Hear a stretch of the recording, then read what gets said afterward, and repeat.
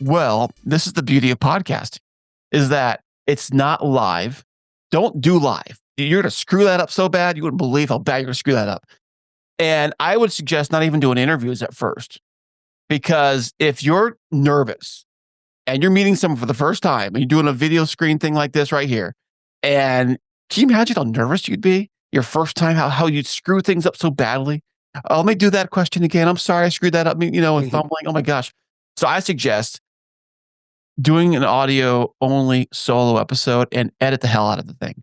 Just go through there and you're going to screw it up and just go through and edit all those mistakes. You can spend time editing the thing. You can edit everything out. Nothing is permanent. That's the thing about podcasting. It's not live unless you want to do a live thing, but I wouldn't recommend doing live until you're really, really good, until you really narrow down your confidence. Your confidence level has to be like a 10 if you're going to do like live streaming type stuff. Yeah. So that's my advice. Edit. I did a lot of live podcasts. I sold a podcast back 6 years ago, and that podcast I would record most of the episodes live on Facebook. And yeah, the first few times it was absolutely scary. And it feels like you can't even log in fast enough. You're like, oh, I'm so sorry, and so you kind of get that fumble feeling. With all that said, there is something about going live and that teaches you something.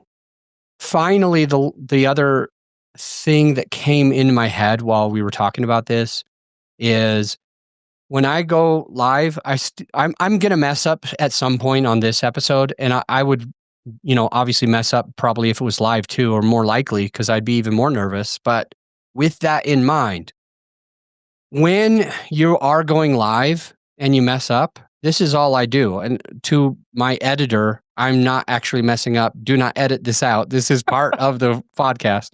But it's just, you get to a place and you're like, oh crap, let me do that again. Okay, you ready, Chris? Let's go.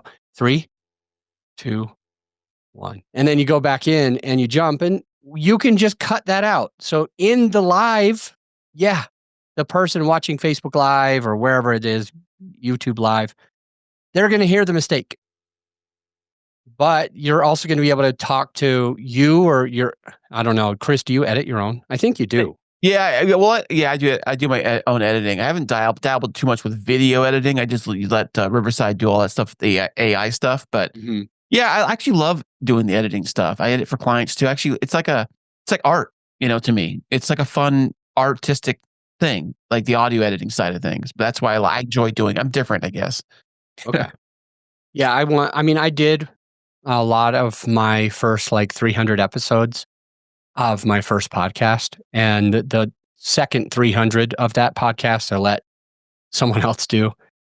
And it's hard for me to share this because to my listener, I Chris has a company that edits podcasts. Chris specifically edits for his clients.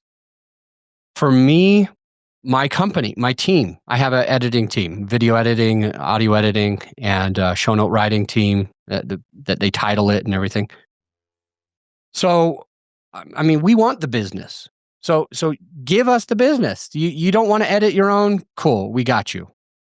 But at the same time, in the same breath, Chris, it sounds like you would agree with this. When you record your podcast and you have to be the one to edit it, you will hear how many times you say or You will hear how many times you give a really long-winded question, or you essentially answer the question for your guest. You might say yes to this, but I was just wondering, or something that I still do is I'll have a really long question. Like instead of just saying, "Where did you grow up?" I'm like, "So I was wondering where you grew up," because the listener might be wondering where you grew up. So where did you grow up? Something like that. And I feel like if you are editing your own, you can hear that. You'll get disgusted. You'll be like, I can't believe I just asked a question that could have been 7 seconds. I did it in 3 minutes.